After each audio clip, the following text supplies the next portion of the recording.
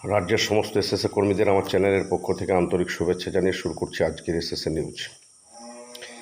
দেখুন, ইতিমধ্যেই আপনারা জানেন যে বিগত সরকারের আমলে শেষের দিকে অর্থাৎ 2025-এর অক্টোবর মাস থেকে আমরা লাগাতার সমগ্র শিক্ষার কর্মীদের সাম্মানিক বৃদ্ধি সহ বেশ কয়েক দফা দাবি নিয়ে এসপিডি, নবান্ন অভিযান, বিকাশ ভবন অভিযান থেকে শুরু করে কালীঘাটের উদ্দেশ্যেও একবার যাওয়ার পরিকল্পনা নেওয়া হয়েছিল, যদিও মাননীয়ার সঙ্গে দেখা করা সম্ভব হয়নি। কিন্তু এক কথায় বলতে গেলে সংগঠনের পক্ষ থেকে সমস্ত দিকে যাতে আমাদের বঞ্চিত, লাঞ্ছিত, নিপীড়িত, অবহেলিত এই শিক্ষকদের সার্বিক মান উন্নয়ন হয়, বিশেষ করে এসএসকে এমএসকে শিক্ষা কেন্দ্রগুলি যাতে পূর্বের মতো পুনরায় ছাত্রছাত্রীর সংখ্যা বাড়িয়ে শিক্ষা কেন্দ্রগুলিকে ভালোভাবে চালানো যায়, তার সব রকম প্রয়াস করা হয়েছিল। কিন্তু বিগত সরকার, বলা যেতে পারে বধির সরকার, ফ্যাসিস্ট সরকার, ওই সরকার কোনোভাবেই আমাদের এই প্রায় 90-92 হাজার শিক্ষক শিক্ষিকাদের বক্তব্যকে কোনো রকম আমল না দিয়ে গা জোড়ামি করে সমস্ত কিছু উপেক্ষা করে গেছে। সবশেষে যখন আমরা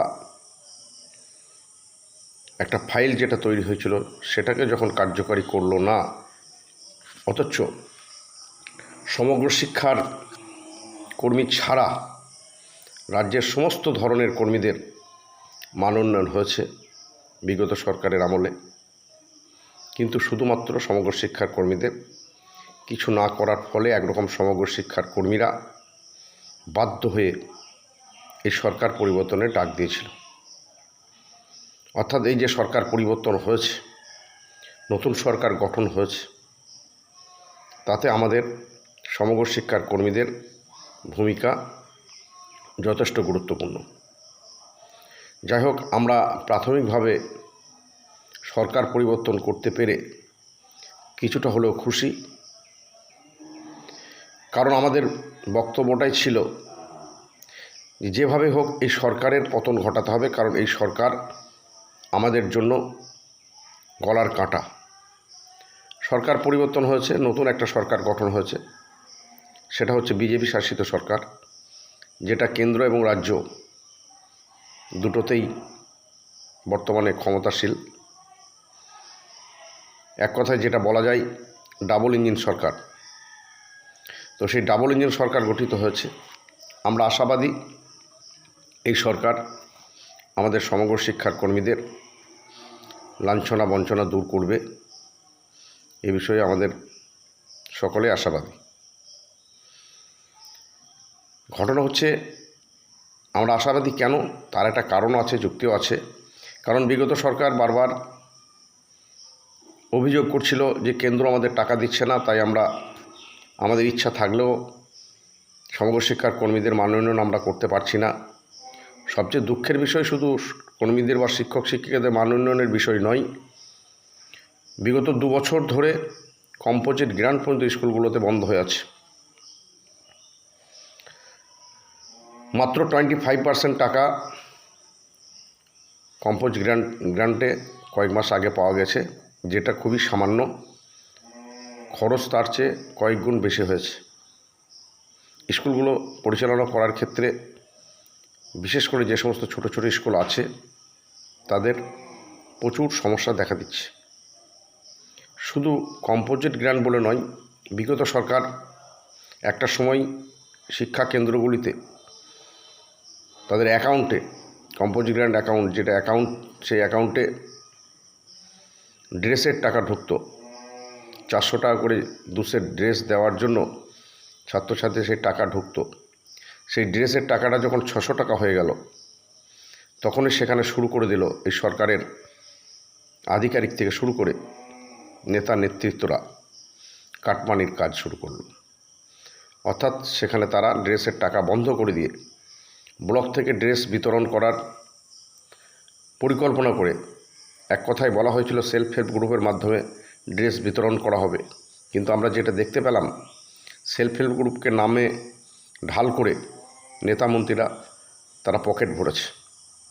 অর্থাৎ স্কুলের ড্রেসের টাকাও তারা কাটমানি নিতে কোনো রকম অবহেলা করেনি। এই জায়গায় দাঁড়িয়ে স্কুলগুলোকে সম্পূর্ণভাবে নিরস্ত্র করা হয়েছে। যাই হোক, সেটা বিগত দিনের কথা। সরকারের পতন হয়েছে, নতুন সরকার ক্ষমতায় এসে আগামী দিনে কি করে না করে সেটা আমাদের দেখতে হবে। অবশ্যই আমি বলবো সর্বস্তরের নেতৃত্বদের, অনেকেই দেখছি লেখালেখি শুরু করেছে, একই সরকার, এও সে একই রকমভাবেই চলছে, কোনো কিছু করছে না, সাম্মানিক ঠিক সময় মতো ঢুকছে না। দেখুন, আমি বলবো এই মুহূর্তে এখনই অধৈর্য হওয়ার কোনো কারণ নেই, কারণ এ মাসে সাম্মানিক ঢুকতে একটু দেরি হয়েছে, সেটা হওয়ারই কথা, কারণ যেহেতু নির্বাচন প্রক্রিয়া চলছিল।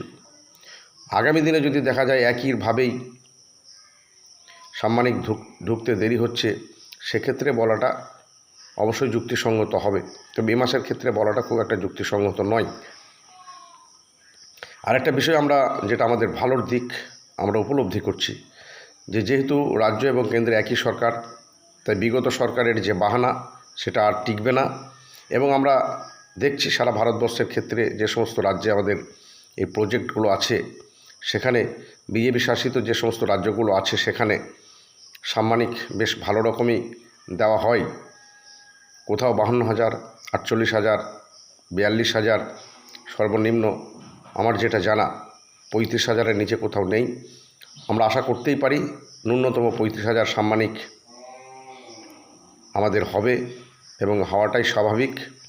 এখনও পর্যন্ত রাজ্যের নতুন মুখ্যমন্ত্রী তিনিও বলেছেন যে অন্যান্য রাজ্যে যেভাবে প্রজেক্ট চলছে, কেন্দ্র রাজ্যের যে কোটা 60-40 রেশিও সেই মেনটেন করেই কন্ট্রাকচুয়াল শিক্ষক শিক্ষিকা বা অন্যান্য কর্মচারীদের তাদের ওইভাবেই সাম্মানিক দেওয়া হবে।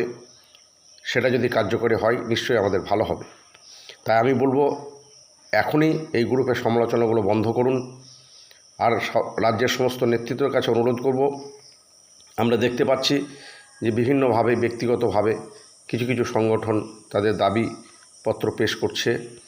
এটা অপরাধের কিছু নয়, তবে সবচেয়ে ভালো হয় যদি আমরা সংগঠন বিভিন্ন থাকতেই পারে, আপনারা সাংগঠনিকভাবে যে কাজ করছেন সেখানে করুন, তাতে কোনো সমস্যা হওয়ার কথা নয়। তবে আমাদের এসএসকে এমএসকে যে দাবি, সেই দাবিটা যাতে সমস্ত সংগঠনের পক্ষ থেকে একই হয়, এবং যেহেতু আমাদের মূল লক্ষ্য হচ্ছে স্কুলগুলোর মান উন্নয়ন করা এবং তার পাশাপাশি শিক্ষক শিক্ষিকাদের যে দীর্ঘদিন অবহেলিত, বঞ্চিত, লাঞ্ছিত হয়ে আছে তাদের সাম্মানিক বৃদ্ধি করে শিক্ষা প্রতিষ্ঠানগুলোকে আরেকটু ভালোভাবে চালানো। তো সেই জায়গায় যদি সমস্ত, আমি এর আগের ভিডিওতে বলেছি, সমস্ত নেতৃত্ব, সমস্ত সংগঠনের যারা নেতৃত্ব আছেন তারা ঐক্যবদ্ধভাবে আলোচনা সাপেক্ষে একই রকম দাবি নিয়ে আমরা সরকারের কাছে হাজির হতে পারি, তাহলে আমার মনে হয় দাবি আদায় করার ক্ষেত্রে কাজটা অনেক সহজ হবে। তো এখনই দাবি আদায়ের বিষয় নিয়ে বেশি উদ্গ্রীব হলে হবে না। প্রথমত আমাদের যে কর্মসূচি ইতিমধ্যে নেতৃত্বরা ডাক দিয়েছিল, নিশ্চয়ই সেই কর্মসূচি চলছে, অনেকেই করেছেন, অনেকেই করতে চাইছেন বা আগামী দিনেও করবেন। এ সমস্ত বিধায়কদের কাছে একটা জানান দেওয়া যে আমাদের এই সংগঠন আছে, আমাদের এসএসকেএমএসকে শিক্ষা কেন্দ্রগুলি যে বেহাল দশা সেগুলোকে বাঁচানোর জন্য প্রাথমিকভাবে আলোচনা করা এবং তার সঙ্গে একটা সম্বর্ধনা দেওয়ার কথা ইতিমধ্যে বলা হয়েছে, সেটা হচ্ছে, অনেক জায়গায় হয়েছে। সবশেষে আমি যেটা বলবো, বেশি সমালোচনা না করে আগামী দিনে কোন পরিকল্পনায় গেলে আমাদের সঠিক মান উন্নয়ন করা সম্ভব সেই দিকে নেতৃত্বরা খেয়াল রেখে আগামী কর্মসূচি আপনারা তৈরি করুন, এটাই আমার অনুরোধ।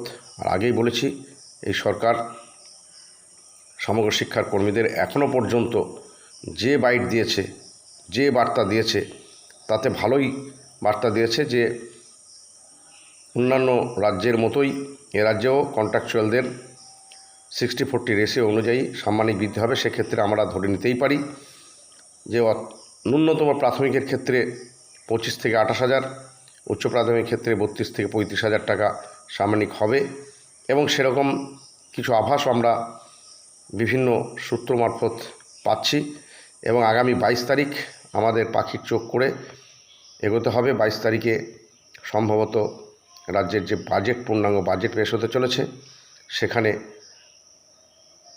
বিরাট কিছু দুর্ঘটনা না ঘটলে বাজেটের মাধ্যমেই আমাদের মান উন্নয়নের বিষয়টা চলে আসবে। সবশেষে সমস্ত সংগঠনের নেতৃত্ব এবং সাধারণ শিক্ষকদের করজোড়ে অনুরোধ করছি, আপনারা গ্রুপে কাদা ছোড়াছুড়ি না করে মাত্র সরকারের বয়স 1 মাস, আর 2-1 মাস সময় দিয়ে সরকারের দৃষ্টিভঙ্গি নিয়ে পজিটিভ আলোচনা করুন। যখন দেখা যাবে বিগত সরকারের মতো যদি এই সরকারও সেইভাবেই সেই রাস্তাতে হাঁটে, তখন সমালোচনা, আন্দোলন, কর্মসূচি সব কিছুই গ্রহণ করা হবে। এই কয়েকটি কথা বলে সকলকে আমার চ্যানেলের পক্ষ থেকে সংগ্রামী অভিনন্দন জানিয়ে শেষ করছি। ভালো থাকবেন, সুস্থ থাকবেন, ধন্যবাদ।